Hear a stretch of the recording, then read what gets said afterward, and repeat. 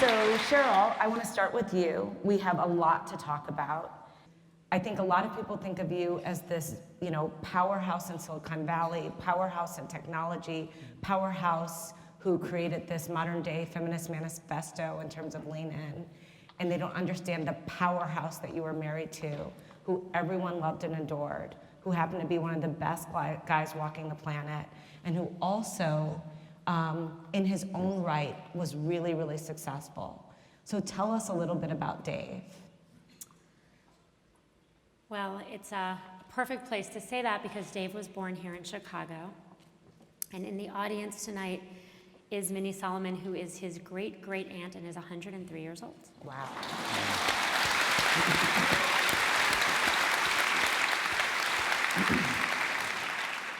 And, Dave, so I met Dave in 1996. I had just graduated from business school and I moved to LA for a job, and I had just gotten divorced. I got divorced very young, and I didn't know a lot of people, and I didn't have a lot of friends, and I was dating someone who was out of town, so one of my friends invited me to dinner and a movie, and we went to dinner and a movie, and I fell asleep on Dave's shoulder. And as Dave told the story to both of you and many other people, he thought I was really into him. But Mellody knows I'll fall asleep on anyone's shoulder at any event, and so he just happened to be there. And for 6 years, we were really good friends. And then we dated, married, had 2 amazing children. Dave was a special man. He's been called one of the most beloved people in Silicon Valley, but he was one of the most beloved people everywhere. He was here as a very young child, grew up in Minneapolis, went to school in Boston, moved to LA, and everywhere you go, you meet people who loved him so much. He was brilliant, and not brilliant in a conventional way. He had his own ideas, and he could listen with complete openness to any of yours, but often stuck to his own and explained why, and why he believed so deeply. He was funny. He played an awful lot of April Fool's jokes, most not on April Fool's, most on me. I miss those. He was a dedicated friend. I've never seen this done, but at the funeral, our friend Xander stood up and said to a huge crowd of people, "Raise your hand if Dave Goldberg changed your life." And a sea of hands went up. And I meet people to this day that I've never heard of who don't say, "Oh, I knew your husband." They say he changed my life because he gave me great advice on starting a company, starting a nonprofit, doing something I was passionate about. And Dave was my rock. He was the one who always said it would all be okay. And I have seen that firsthand. Sheryl was one of the first people who came to visit our baby when she was born that we didn't tell anyone that we were having. And it's true, we did it. And we called and we said, we had a baby, yes, we did, who's now 3 years old. And Sheryl came to visit her, and Dave got out of the car, and Cheryl's 2 kids, and I will never forget this moment. They get out of the car, and Dave looks at your daughter's shoes, and he said, "Why is she wearing dress shoes? Her feet are gonna hurt in an hour. Why did you let her wear dress shoes? She should be in running shoes." And you said, you just looked at him, and in an hour, she said her feet hurt. And I remember sitting there thinking, that is a dad that is so attuned to his children, that he knew in an hour her feet were going to be hurting. And I thought that was really, it said a lot about him, a lot. Mm-hmm. And then that story of him helping someone you date move. Yes, helping me move. But he was an incredible father and an incredible friend, incredible husband. So, Adam, I have to ask you, Give and Take was, if Lean In was a manifesto on sort of modern day feminism, and Give and Take as a manifesto on giving and unselfishness and what we all aspire to be as people and have to be reminded sometimes about how to do it. But the one thing about you is that you truly are the favorite professor at Penn. He was voted as the most popular business school professor. So you For do many have years in a row. Really many years. You do have this following. He has unbelievable skills, and he can get every person's name in the classroom and then remember it and give it back to them on the first day. I mean, he's amazing. But how did you come to meet Sheryl, where you had this kind of connection that goes as far as writing together? And I'm going to ask you about that process, but first, just how did you meet each other? So actually, that was Dave Goldberg's doing.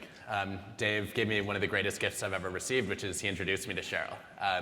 He had read Give and Take, and I wrote a whole book about generosity, and here was a person who lived it. And after reading it, I ran into him at the same event where I met you, and he said, I really want you to meet my wife. You should come over for dinner. I was like, I don't want to bother you during family dinner. He said, no, we'd be happy to have you. Please come over. And I remember showing up at their house for dinner, and their daughter must have been 5, and she asked me how my day was. A 5-year-old, like, who does that? And then their son started quoting from my book. Had they read it? No. I thought he had, but it's just, Dave had told him about it, but I don't think he'd read it. But it was so, you could see Dave and Sheryl's values so clearly live through their children. And after dinner, Sheryl started grilling me about gender differences in my data, and I couldn't answer most of the questions, so I had a long flight back across the country, reanalyzed a decade of my own data, was horrified by what I found, sent Sheryl the data, and she said we should write about this together, and a collaboration and a friendship was born. So you started writing articles together. How did you approach each other, or whose idea was it to write the book together? We've talked about this, and the genesis of this really started with a Facebook post I wrote 30 days after Dave died. The Jewish period of mourning called Sheloshim is 30 days. And, at that point, it wasn't just the grief, which was overwhelming and felt like my chest was closing in on me and I couldn't breathe. It was really a feeling of increasing isolation. I think people around me, other than my very closest friends, were so afraid to say the wrong thing, they often said nothing at all. And so when I went back to work, the chit-chat in the halls kind of stopped if I walked by. When I dropped my kids off at school, the friendly hellos were no longer there, and people were looking at me with pain in their eyes, but silence. And so I just felt worse and worse and worse. And I was keeping a journal very actively, and I wrote what I would say if I wanted to be really honest about how I felt as a Facebook post. I work at Facebook, so not a shock. And then the night before I went to bed, I said, there's 0 chance I'm posting this, it's too personal. And then I woke up the next day and it was so bad. I'm like, this is the end of mourning? Are you kidding? I couldn't feel worse. And I said, well, it's not gonna make it worse, it might make it better, and I hit post. And it helped. It did not make the grief go away, and it did not bring Dave back, nothing will. And I know everyone grieves in their own way, there's no one way to do this, but for me, it broke a bunch of the isolation. A friend at work told me that she'd been driving by my house almost every day, but was afraid to come in. She came in that night. Strangers from around the world, a woman posted from the NICU that she had just lost one of 2 twins and was trying to find the strength inside to give her surviving baby a great life. And then another stranger said, I lost a twin, call me. And I still had the grief, and I still have the grief. But what I also had was this feeling of connectivity to all of this adversity and pain that is in fact part of our lives. And I think that started us down the path later when we saw the reaction to that of deciding that talking about this was important. Did it come out of, Adam, you were, in some ways counseling, right? I don't want to use that word the wrong way, but certainly you were providing data to her that would help her to understand the situation and what she was experiencing. You and I had a conversation, I don't know if you remember this. I only told Sheryl about this today, and I didn't actually even give her the whole story, that Adam flew to New York, and we had lunch together, and we sat together, and he said, I feel like I really want to help Sheryl. How far do I go? What do I do? And I remember we sat there together, and I was like, go all the way.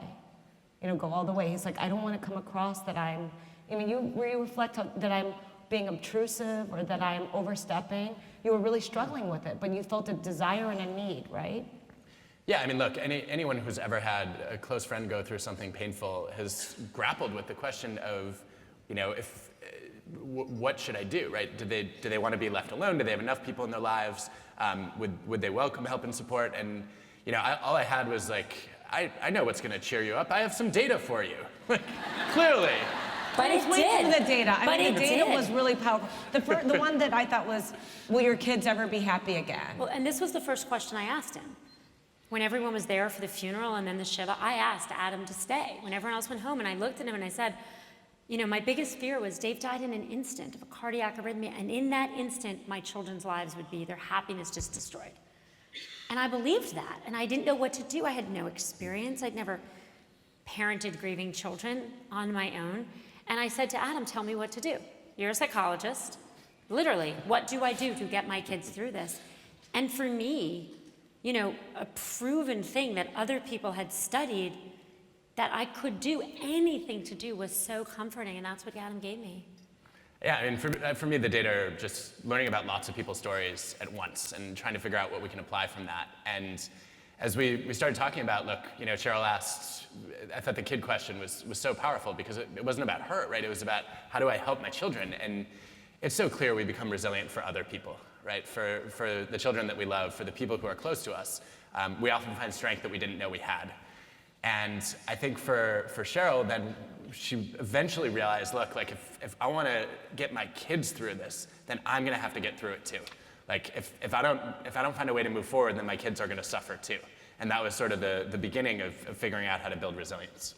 So I'm going to come back to that concept and specifically around children, but first I want to ask one more question about the foundations of this book. Who did you write it for? Did you write it for you? Did you write it for other people? Did you write it for children? All of the above? Who did you write it for? All of the above. I know it helped me a lot to write this, but we wrote it to talk about adversity of all kinds. The book really has 3 parts, and they're all interwoven. There's my story. There's research, which is done for decades of how do we build resilience, and there are amazing stories of other people who have just done amazing things and overcome all kinds of hardship.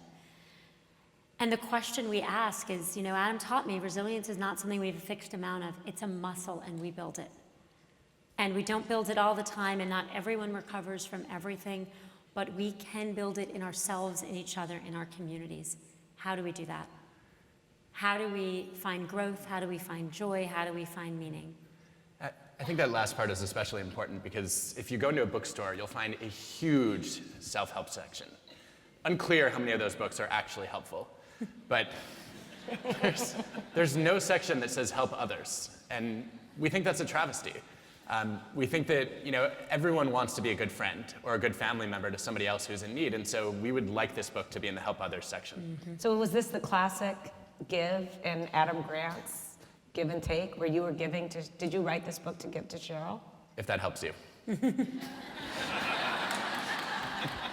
No, I think, I thought of it I guess in broader terms than that if there were things that we had learned studying resilience together that could help other people, then that would be a great thing that we could try to give together.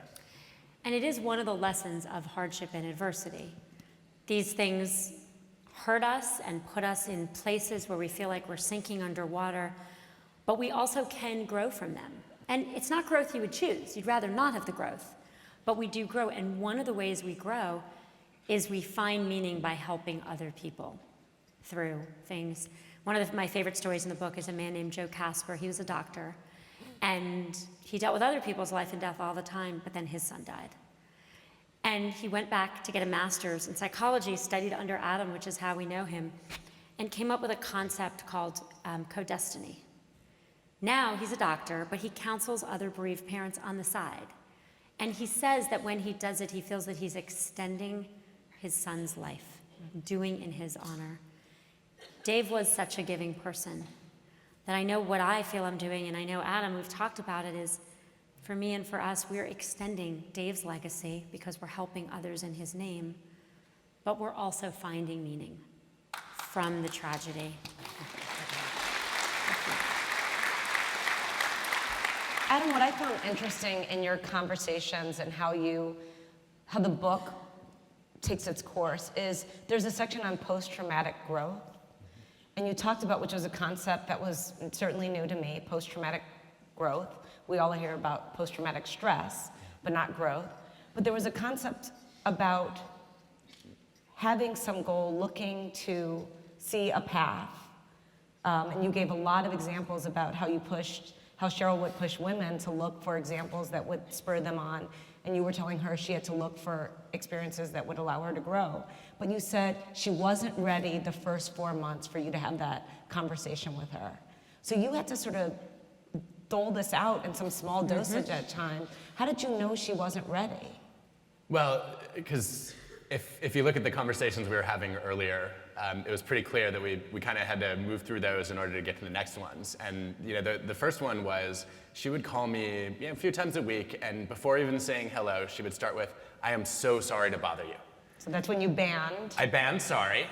I said, "No more sorries." And then she comes back the next day and says, "I apologize." So you That's banned- not Great okay either. vocabulary. Right. Great vocabulary there. But this was very important. Why did you ban her apologizing? Well, because she didn't interrupt anybody's life. Tragedy did, right? It wasn't her fault that Dave died. And the more that she, was sort of in that trap of personalizing it, the harder it would be for her to recover, find self-compassion, and begin rebuilding her life. And so, those kinds of conversations were very much the early phase. And then we started, I think about 4 months in, we started talking about post-traumatic growth. And I'd been afraid before that if I brought it up, she'd be like, "Wait, you don't just want me to hang on. You want me to get better because of this tragedy? Like that doesn't make any sense." And I think only later did I realize that when we talk about post-traumatic growth, it's the idea that, look, normally when psychologists studied, severe adversity, they thought there were two responses. One was to go through post-traumatic stress, debilitating depression, crippling anxiety, and just be broken by tragedy, which happens to a lot of people. The other was to, bounce back and try to recover to where you were before. And then they were stunned to discover this third response of some people growing. And that did not replace the sadness. People still felt like they were in pain, like they were suffering in some way, but it was alongside that sadness came positive changes. And one of those changes that I thought was really relevant for Sheryl was a shift in perspective. A sense of greater personal strength, a sense of gratitude. And I ended up waiting until it was very clear that she was experiencing those, and then it would be like, aha, see, you're already doing those things, and you were. Did you, when you brought up this concept that you were going to grow from this, were you just like, you're crazy?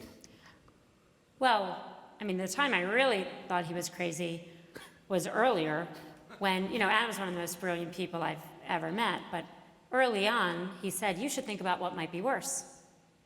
Like worse. Dave just died suddenly. How could it be worse? And he said, Dave could have had that cardiac arrhythmia driving your children. So perspective. And you say that, and immediately, even in the early moments of grief, for that minute, I was like, I'm good. Kids are alive. I'm fine. Hadn't occurred to me I could have lost all three. That happens. It can happen. And that perspective shift, and that is what post-traumatic growth was, and I didn't see it. But we do have it from trauma. Life never occurred to me that Dave would not grow old, that I would not grow old with him. My cousin Laura turned 50 just 2 months ago, and I called her that morning and I said, "I'm calling to say happy birthday. But I'm also calling because in case you woke up this morning with that, oh my God, I'm 50 thing. Who's done that? Oh my God, I'm growing old. Be honest." I said to her, this is the year Dave doesn't turn 50. Turns out there's only two things. We either grow old or we don't, and growing old is a gift. I will never make another joke about growing old again, and if anyone does it in my presence, I tell them not to. And I appreciate it every birthday, every milestone, because I now have the feeling that it might not have happened. I would trade that to have Dave back 100 times, but I can't get Dave back. But it does make me appreciate life in a whole new way.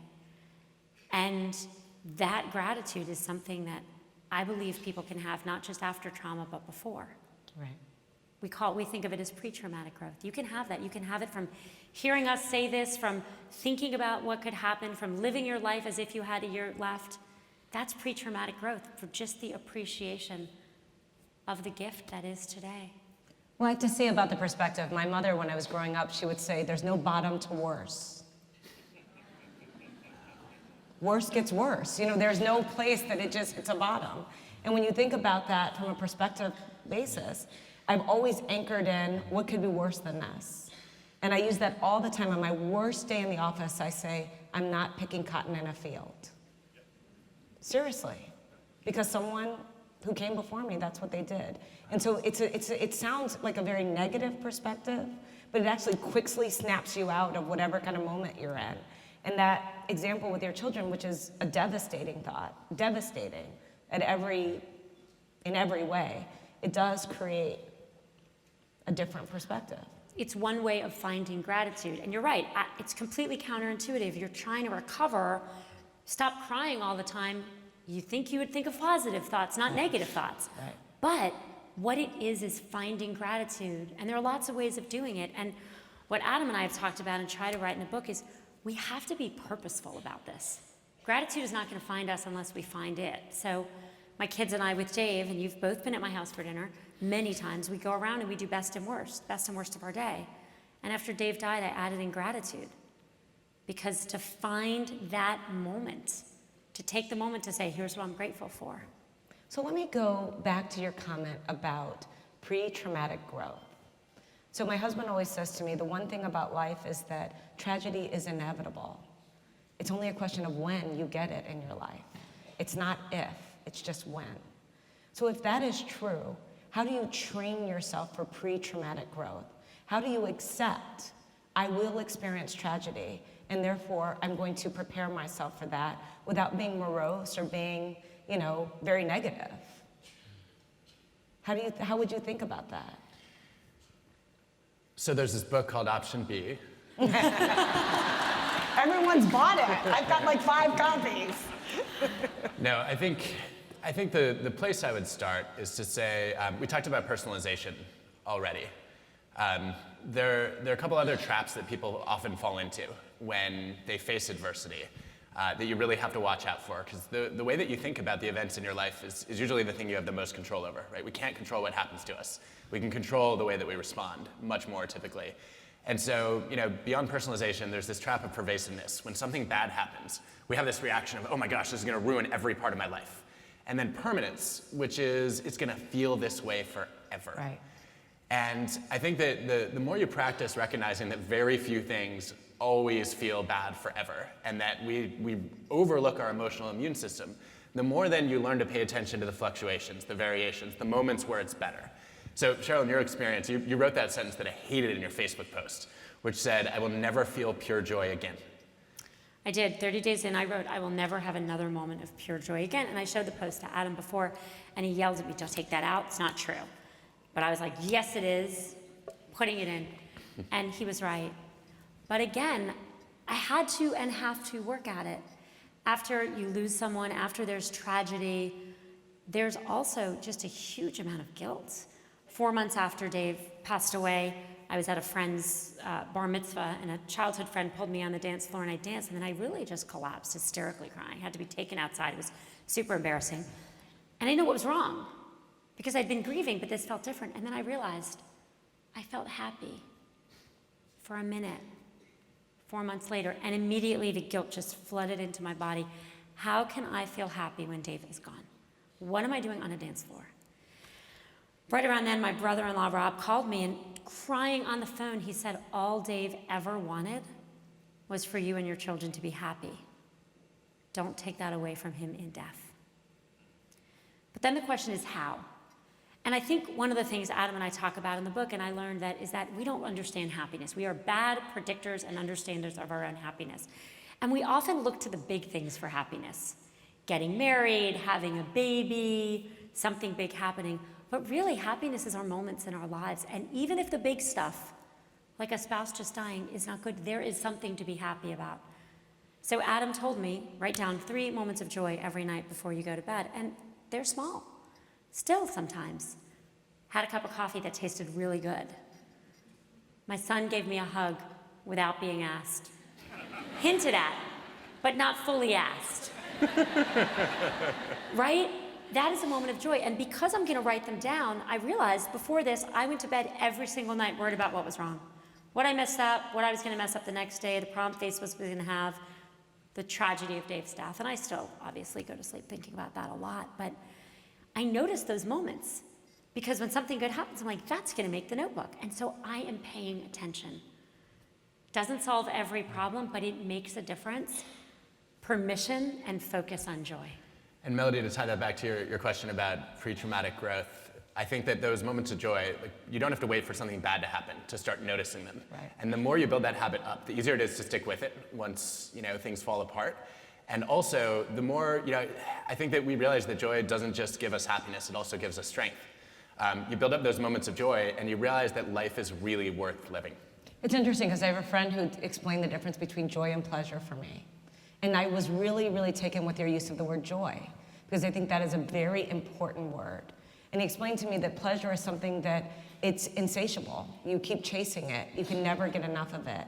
It's not lasting.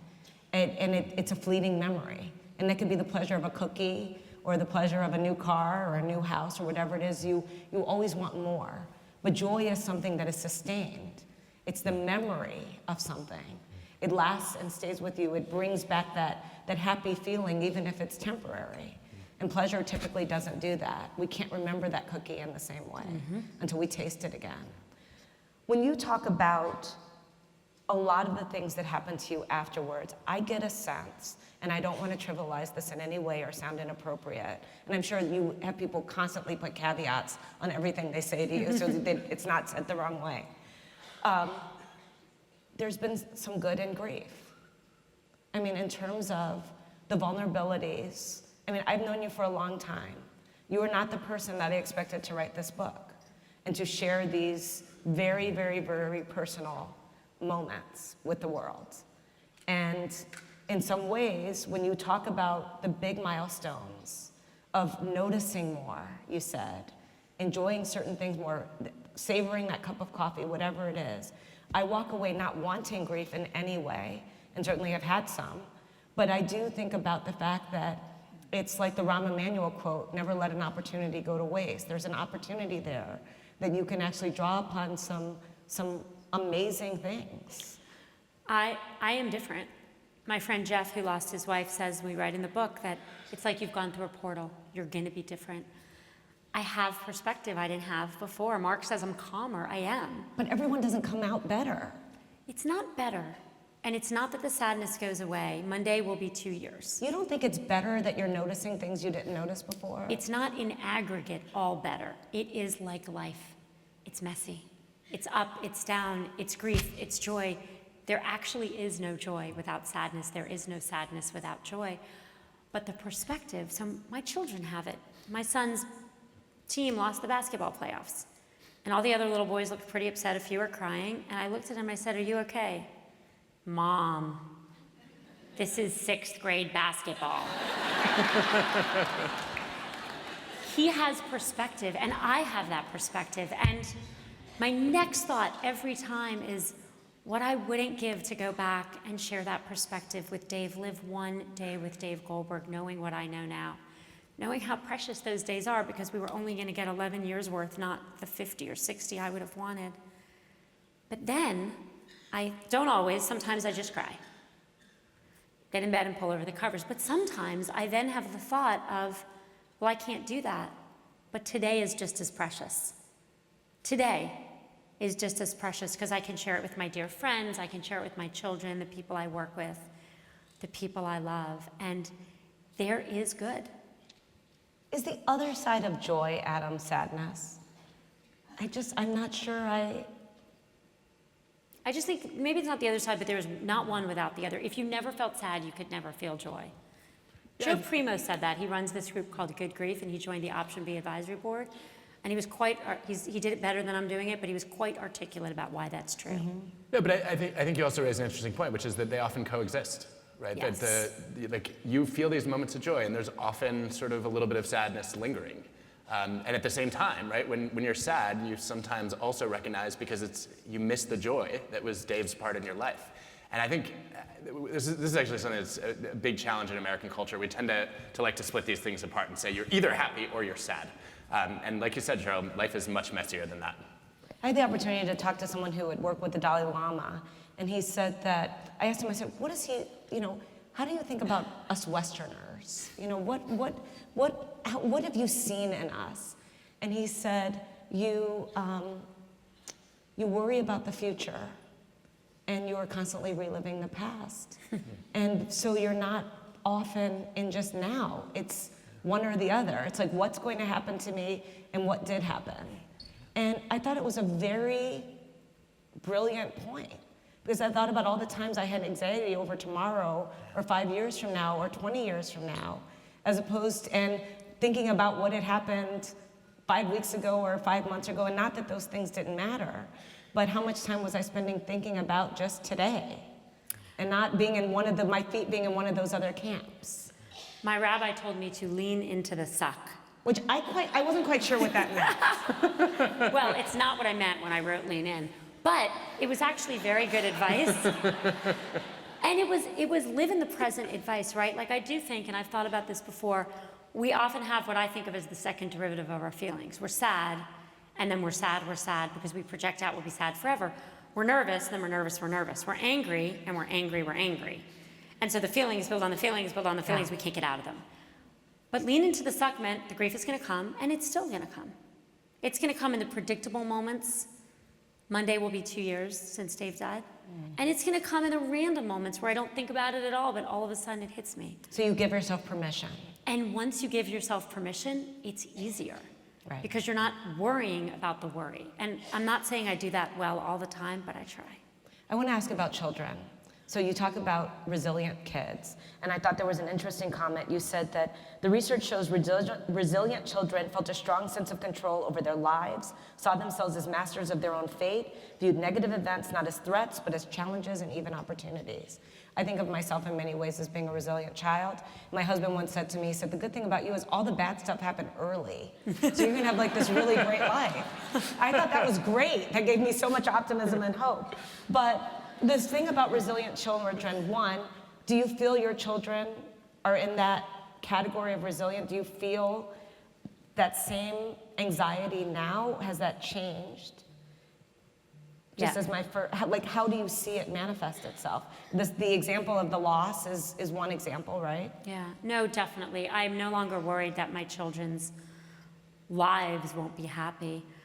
I still catch myself, but for many months after Dave died, lots of people that I never knew would come up to me. I knew the people, but I didn't know this, would come up to me and say, oh, I lost a parent when I was 5. And I would say, that's fantastic. I was like, I didn't mean that. But what I meant was, oh my God, you are this fully functioning adult. Right. I know your wife, I know your kids, I know your job, you're great. And I didn't even know your parent died. And it gave me this hope that my kids would be okay. And to a person, everyone I did that's fantastic thing to, hugged me with tears in their eyes and said, I know why you said that, as I said, I'm so sorry. And that was a sorry you shouldn't ban. But my kids have a challenging childhood. They've had trauma that their friends haven't had. I'm very cognizant of the fact that there are children all over this country who have had this trauma. Adversity is not equally distributed. Right. Racism, poverty, these things make tragedy more likely to happen and give people fewer resources to rebuild, and we have a lot of resilience work to do for the safety net people need in this country, in so many ways, public policy, corporate policy. But there are steps we take, and I look at my kids now, and just as I know I still have moments of pure joy, even after Dave, I know my children will have lots of happiness in their life and strength they would have not otherwise have. Adam, I have to ask you, clearly your children haven't experienced something like this, but you have 2 small children. How are you raising resilient children? So how do you do that without this traumatic event, which no one would want for anyone? Yeah, I think it's a little bit of a tightrope walk because nobody wants their kids to struggle, but I also don't want to shield them from the challenges that will help them build strength. And so I think the main thing for me has been, number one, not to be a helicopter parent and make sure that they have to face challenges on their own. And then number 2, to know that I think of everything that we learn when studying resilience in kids, the thing that stuck with me most is that kids need to feel that they matter. Mattering is just the belief that you have significance to other people, that they notice you, they care about you, and they rely on you. And that last piece is the biggest one for me is, when I interact with our kids, I try to involve them in decisions. I want to show them that their opinion matters, that they have a say in, how we choose to spend our time. And, that's how they build the confidence and that sense of control that you talked about. You're clearly not a Black parent. In case you weren't sure. We don't ask kids their opinion on anything. My mom didn't ask me. It was like, this is the way it is. No, I still turned out with a great deal of confidence, but slightly different styles. Indeed. The but black people in this room know what I'm talking about. They do. That may seem more controversial than it is, but we do know what I'm talking about.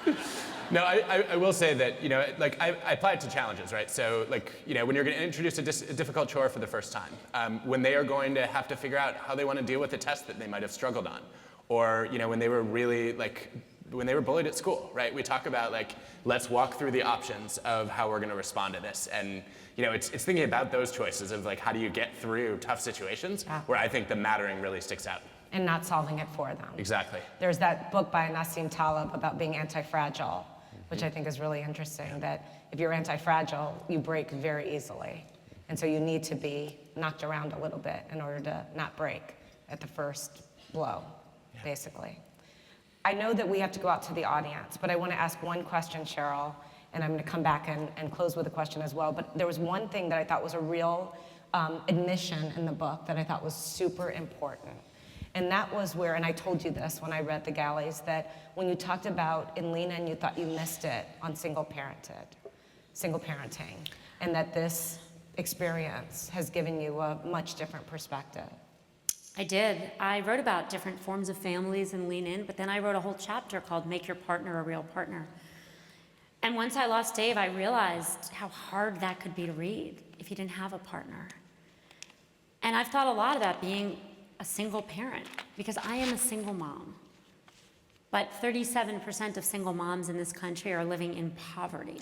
Many more very close to the poverty line, struggling to make ends meet.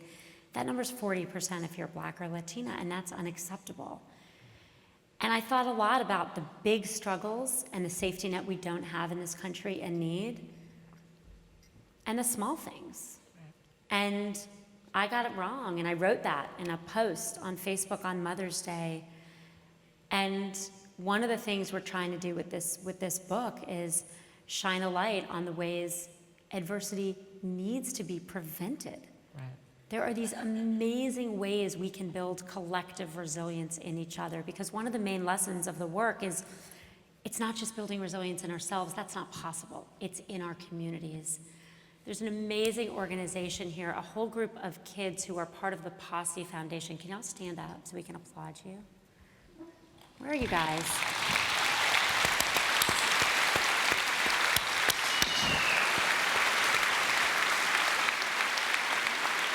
So the Posse Foundation was founded years ago with this observation: a very talented kid from a disadvantaged background went to college and didn't make it through.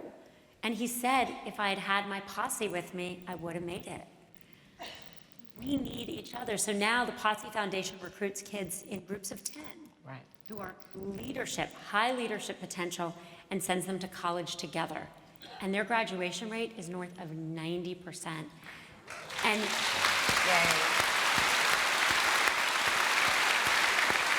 And more than that, they're leaders, and we had a chance to sit down with these. Some of them are alums, some of them are heading into college, so both ends of the Posse spectrum, and they're leading. They have passion and they have dedication, and some of them have had unbelievable challenges, but they have resilience and they're going to change things, but they're doing it together. Which is great. And that's one of the points. Let's go to the audience. Thank you very much. Thank you, Sheryl and Adam and Mellody. Sheryl, you've been a true inspiration to me. Obviously, you've built a tremendous amount of resilience, but I was curious if or when you feel down, if there are any practical techniques you use to kind of get out of that moment. Some people say, obviously you write things out. I'm sure that helps. That's what I do personally as well.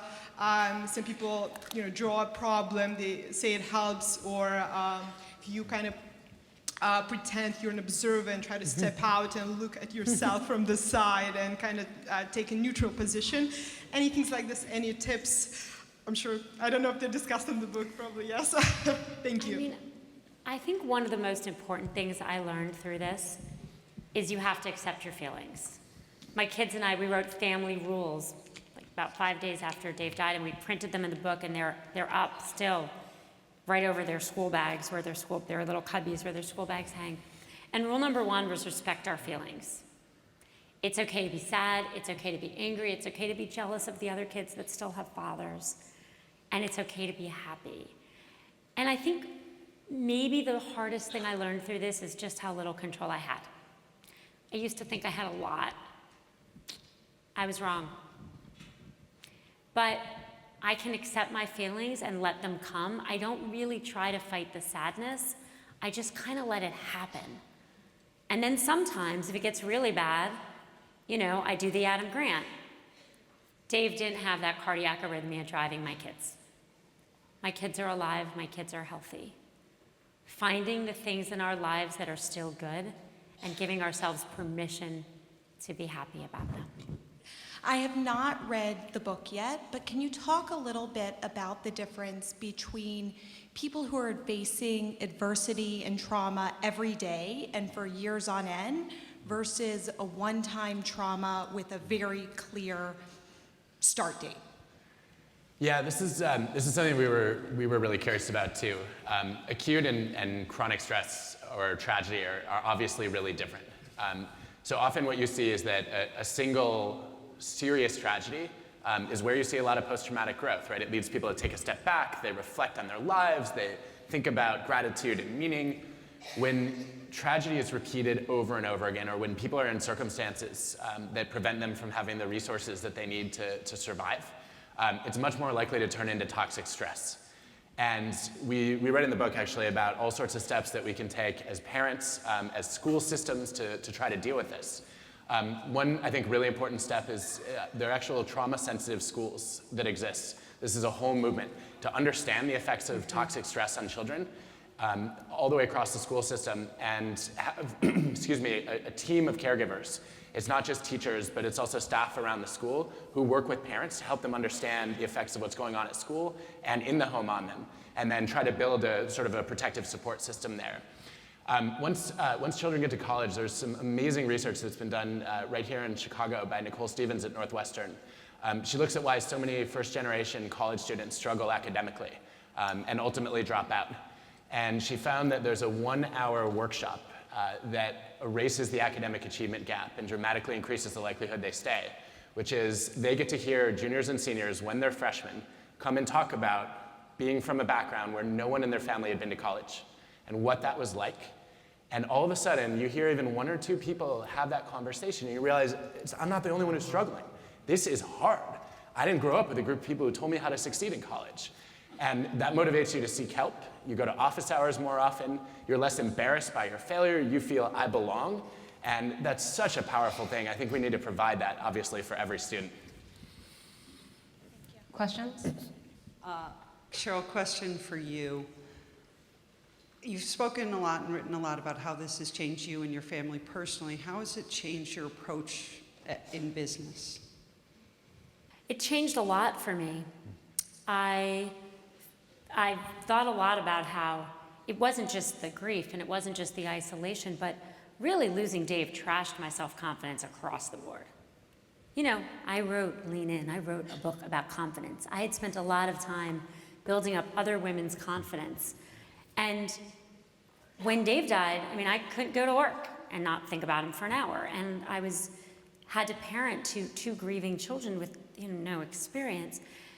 And so what I had done before when someone had a tragedy or something hard at work, we always offer lots of time off. We're really good about that at Facebook. I think other companies really need to think about their corporate policies. We need better public policies so people can get paid time off. But I would say to people, do you need time off? Can we take that project off you?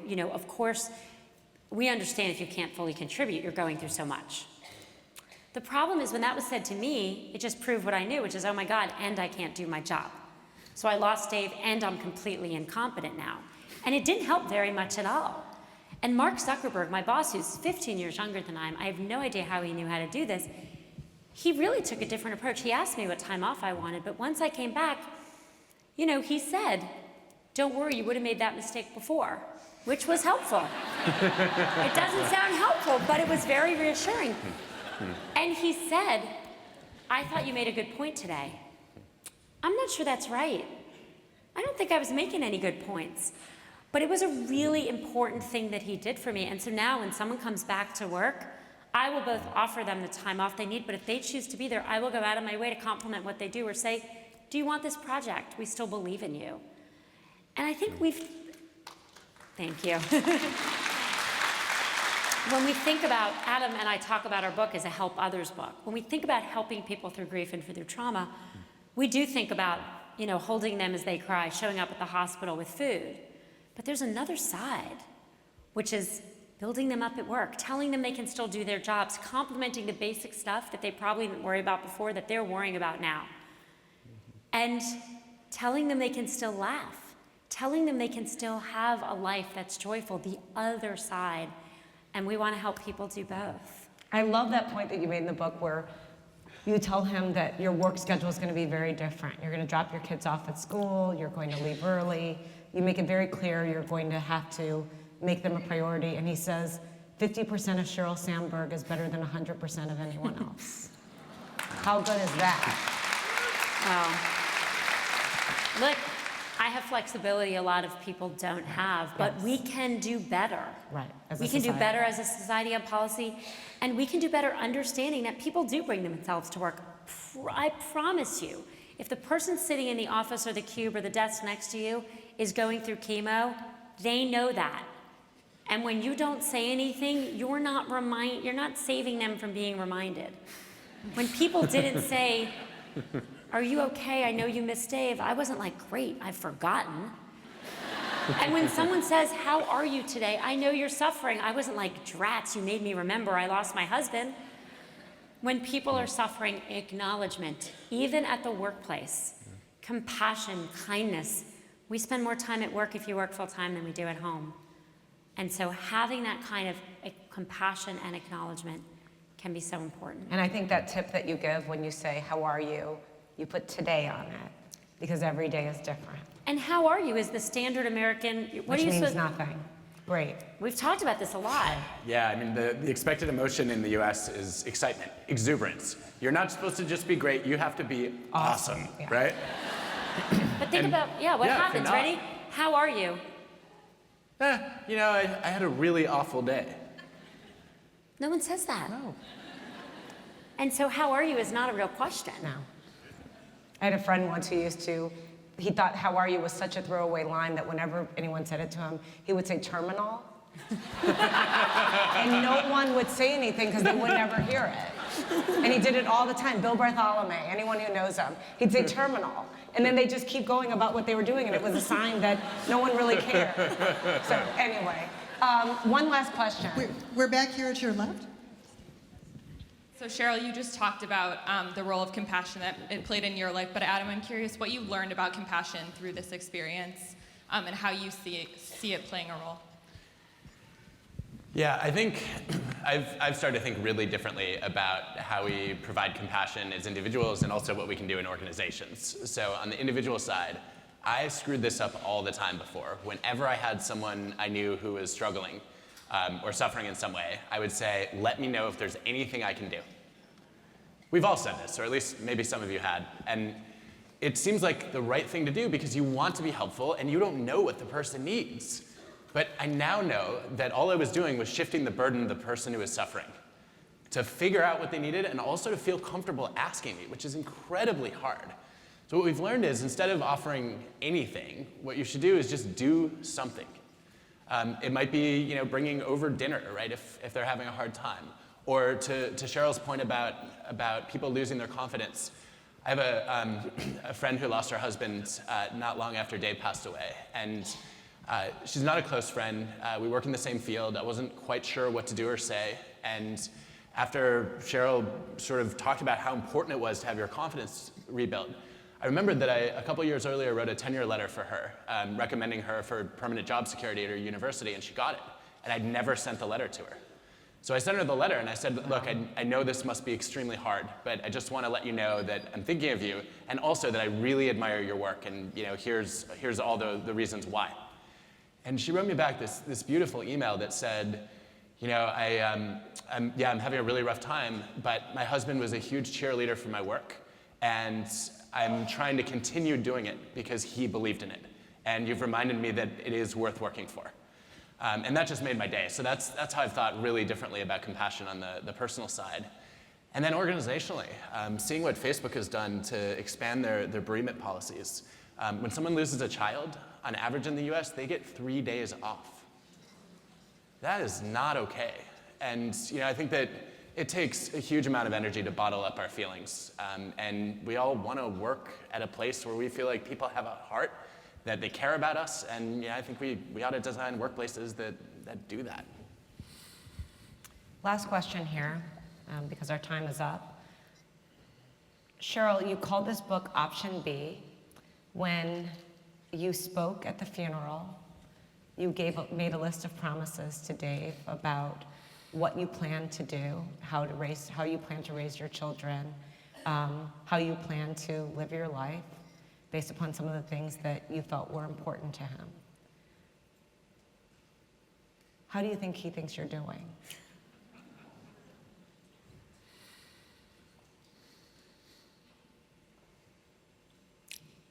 I hope well.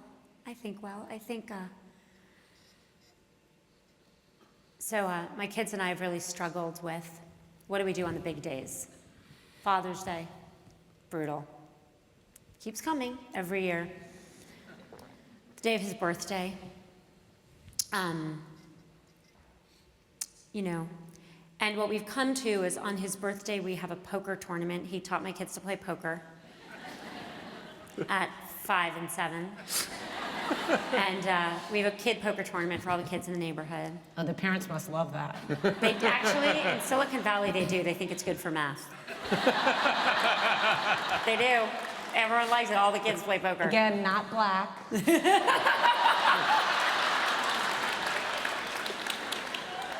To be fair, the last winner of our poker tournament was, in fact, black. Just telling you. One. But he won.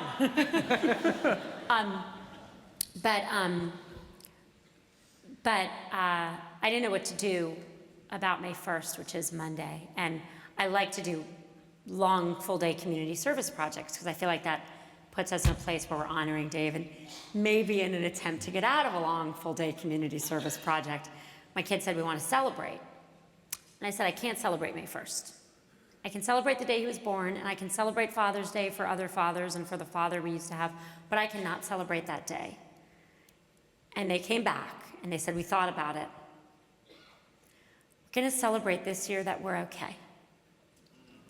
Because Daddy would be proud of us that we're okay.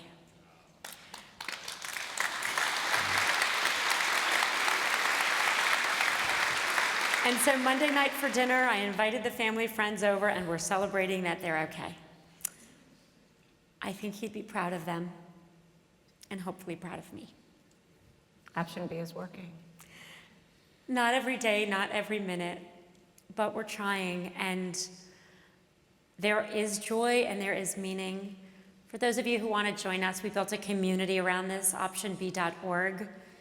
We already have over 5,000 people in different Option B groups around loss and raising resilient kids and incarceration and discrimination and abuse. And I got an email from one of my mother's friends' friend. Her son died by suicide 3 years ago. And she got on the site a few days ago and she started conversing with some people who had contemplated suicide. And she shared her wisdom and what it was on the other side, as well as help push them to resources that might help them in a more immediate way. And she got a letter back from someone saying how much she helped him. And she said it was the first time something positive had come from her son's death.